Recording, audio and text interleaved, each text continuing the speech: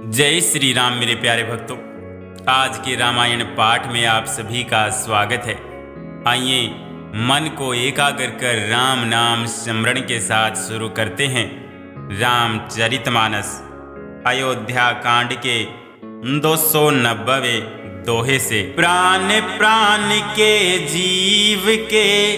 जीव सुख के सुख राम, तुम तजितात सोहात गृह, जिन हई तिन हई विधि बाम। मेरे राम जय जय राम, मेरे राम जय जय राम। हे राम, तुम प्राणों के भी प्राण, आत्मा के भी आत्मा और सुख के भी सुख हो।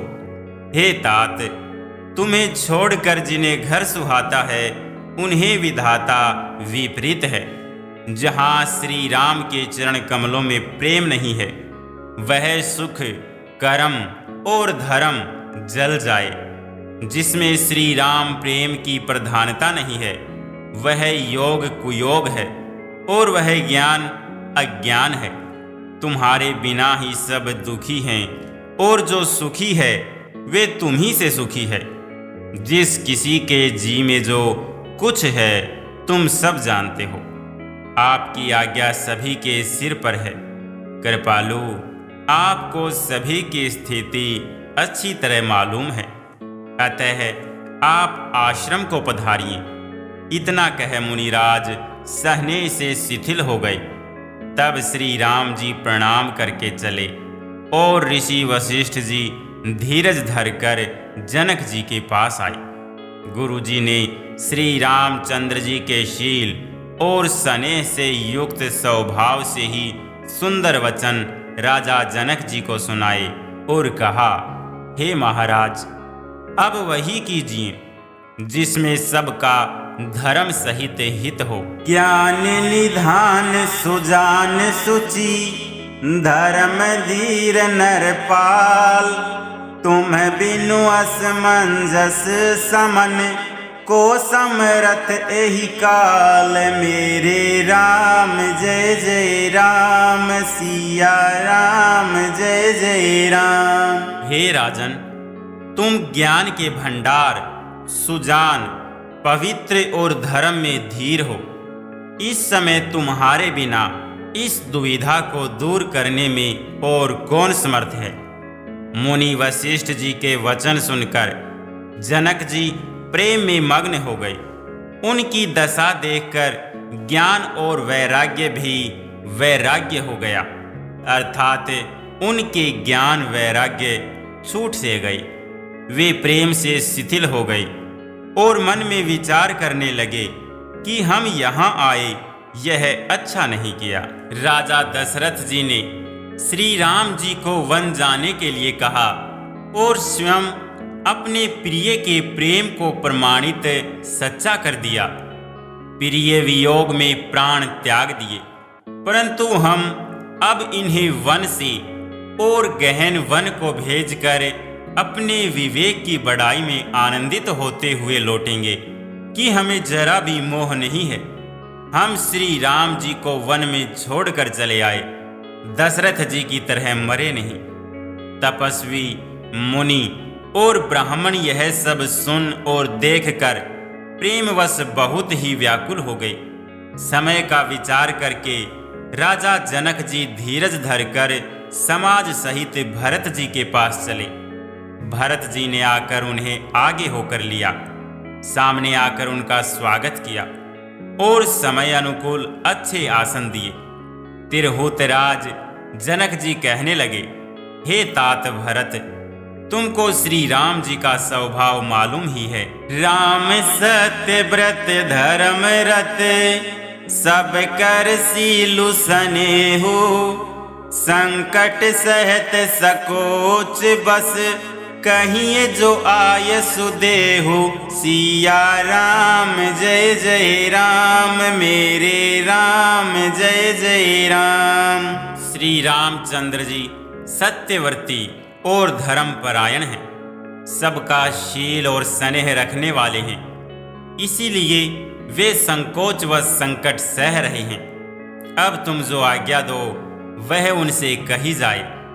भरत जी यह सुनकर पुलकित शरीर हो नेत्रों में जल भरकर बड़ा भारी धीरज धरकर बोले, हे प्रभु, आप हमारे पिता के समान प्रिय और पूज्य हैं और कुलगुरु श्री वशिष्ठ जी के समान हितैषी तो माता पिता भी नहीं हैं।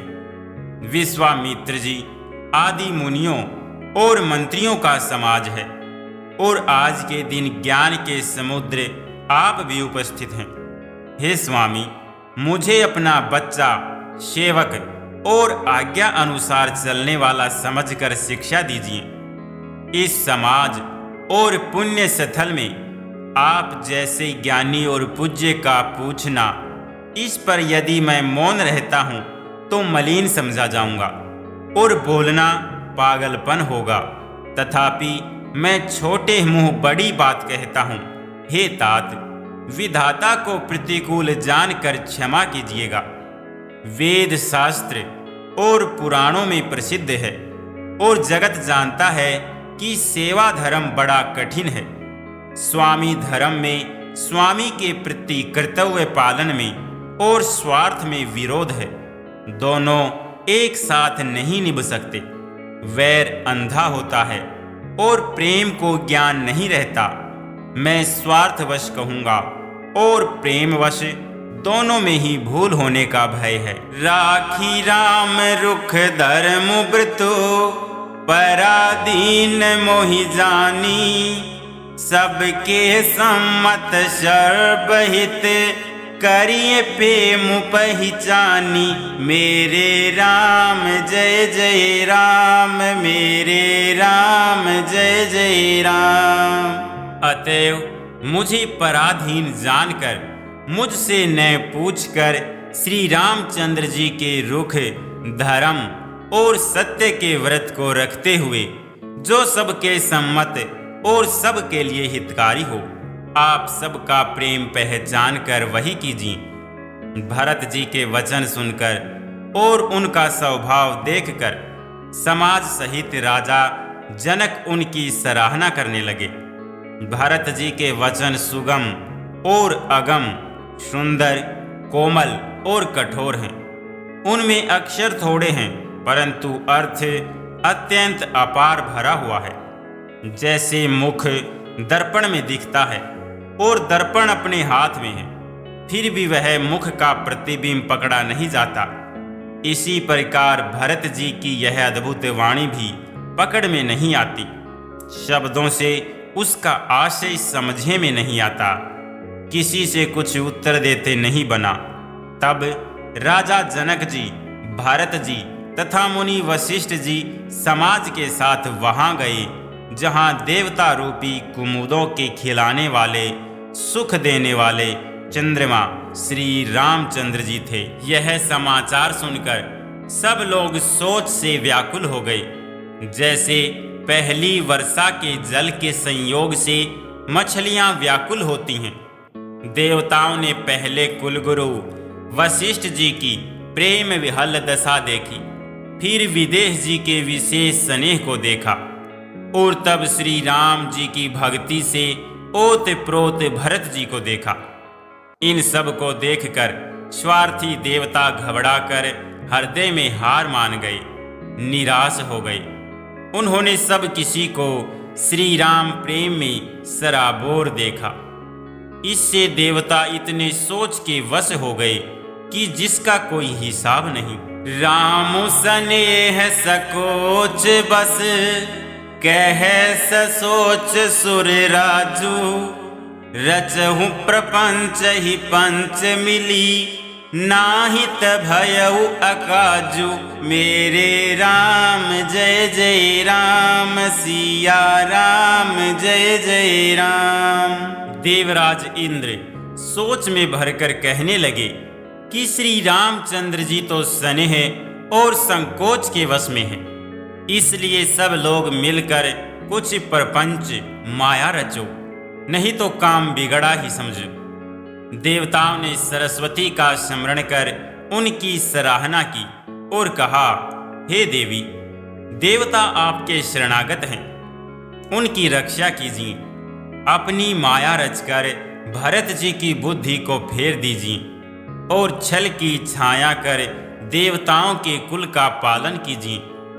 देवताओं की विनती सुनकर और देवताओं को स्वार्थ के वश होने से मूर्ख जानकर बुद्धिमती सरस्वती जी बोली, मुझसे कह रहे हो कि भरत जी की मति पलट दो। 1000 नेत्रों से भी तुमको सुमेरु नहीं सूझ पड़ता। ब्रह्मा, विष्णु और महेश की माया बड़ी प्रबल है, किंतु वह भी भरत जी की बुद्धि की ओर ताक नहीं सकती। उस बुद्धि को तुम मुझसे कह रहे हो कि भोली कर दो, भुलाओ में डाल दो। अरे चांदनी कहीं प्रचंड किरण वाले सूर्य को चुरा सकती है। भरत जी के हृदय में श्री सीताराम जी का निवास है। जहां सूर्य का प्रकाश है वहां कहीं अंधेरा रह सकता है। ऐसा कहकर सरस्वती जी ब्रह्मलोक को चली गई। देवता ऐसे व्याकुल हुए जैसे रात्रि में चकवा व्याकुल होता है। सुर स्वार्थी मलिन मन, किन्ह कुमंत्र कुठाटू, रचि पर पंच माया प्रबल, भय ब्रह्म आरती उचाटू। मेरे राम जय जय राम, सिया राम जय जय राम। मलिन मन वाले स्वार्थी देवताओं ने बुरी सलाह करके बुरा षड्यंत्र रचा। प्रबल मायाजाल रचकर भय, भरम, अप्रीति और उच्चाटन फैला दिया। कुचाल करके देवराज इंद्र सोचने लगे कि काम का बनना बिगड़ना सब भरत जी के हाथ है। इधर राजा जनक जी मुनि वशिष्ठ आदि के साथ श्री रघुनाथ जी के पास चले। सूर्य कुल के दीपक श्री रामचंद्र जी ने सबका सम्मान किया। तब रघुकुल के पुरोहित वशिष्ठ जी समय, समाज और धर्म के अविरोधी अर्थात अनुकूल वचन बोले। उन्होंने पहले जनक जी और भरत जी का संवाद सुनाया, फिर भरत जी की कही हुई सुंदर बातें कह सुनाई। फिर बोले, हे तात राम, मेरा मत तो यह है कि तुम जैसी आज्ञा दो वैसी ही सब करें। यह सुनकर दोनों हाथ जोड़कर श्री रघुनाथ जी सत्य, सरल और कोमल वाणी बोले। आपके और मिथिलेश्वर जनक जी के विद्यमान रहते मेरा कुछ कहना सब प्रकार से भद्दा अनुचित है। आपकी और महाराज की जो आज्ञा होगी मैं आपकी शपथ करके कहता हूँ, वह सत्य ही सबको सिरोधार्य होगी। राम शपथ सुनी मुनि जन को, सकुचे सभा समेत, सकल बिलोकत भरत मुखो, बनई न उतरो देत। मेरे राम जय जय राम, सिया राम जय जय राम। श्री रामचंद्र जी की शपथ सुनकर सभा समेत मुनि और जनक जी सकुचा गए, स्तंभित रह गए। किसी से उत्तर देते नहीं बनता। सब लोग भरत जी का मुंह ताक रहे हैं। भरत जी ने सभा को संकोच के वश देखा। भरत जी ने बड़ा भारी धीरज धरकर और कुसमय देखकर अपने उमड़ते हुए प्रेम को संभाला, जैसे बढ़ते हुए विंध्याचल को अगस्त जी ने रोका था।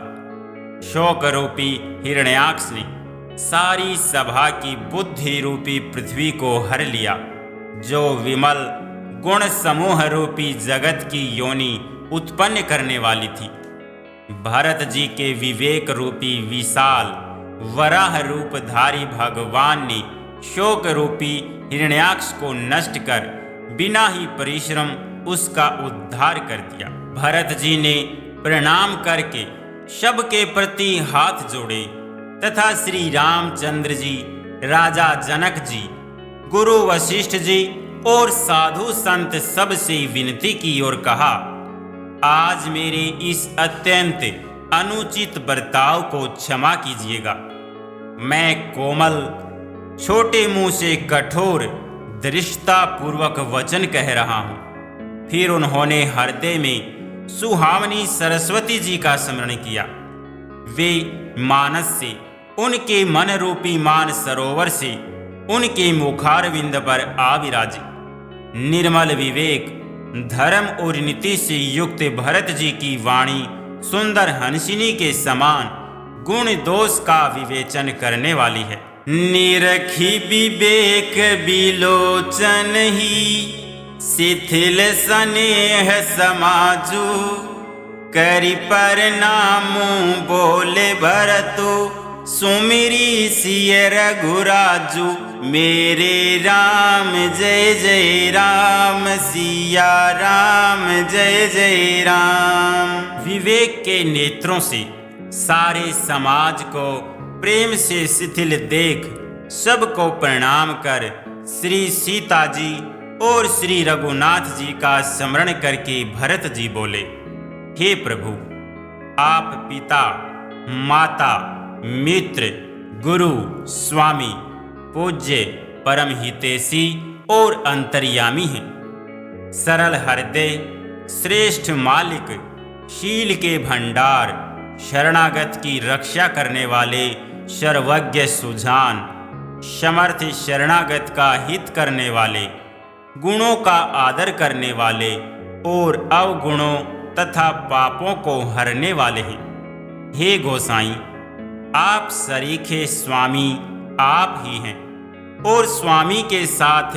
द्रोह करने में मेरे समान मैं ही हूँ। मैं मोहवश प्रभु आपके और पिताजी के वचनों का उल्लंघन कर और समाज बटोर कर यहाँ आया हूँ। जगत में भले बुरे, ऊंचे और नीचे, अमृत और अमर पद, देवताओं का पद, विष और मृत्यु आदि किसी को भी कहीं ऐसा नहीं देखा सुना जो मन में भी श्री रामचंद्र जी आपकी आज्ञा को मेट दे।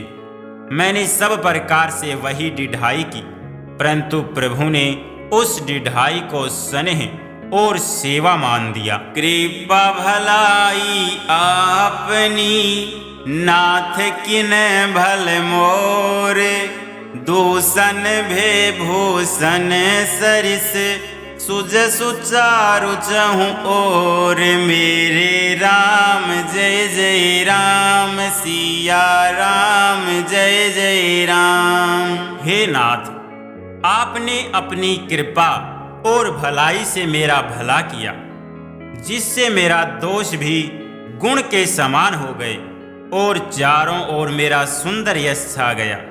हे नाथ, आपकी रीति और सुंदर स्वभाव की बड़ाई जगत में प्रसिद्ध है और वेद शास्त्रों ने गाई है। जो क्रूर, कुटिल, दुष्ट, कुबुद्धि, कलंकी, नीच, शील रहित, निरीश्वरवादी यानी नास्तिक और निडर है, उन्हें भी आपने शरण में सम्मुख आया सुनकर एक बार प्रणाम करने पर ही अपना लिया। उन शरणागतों के दोषों को देखकर भी आप कभी हृदय में नहीं लाए और उनके गुणों को सुनकर साधुओं के समाज में उनका बखान किया।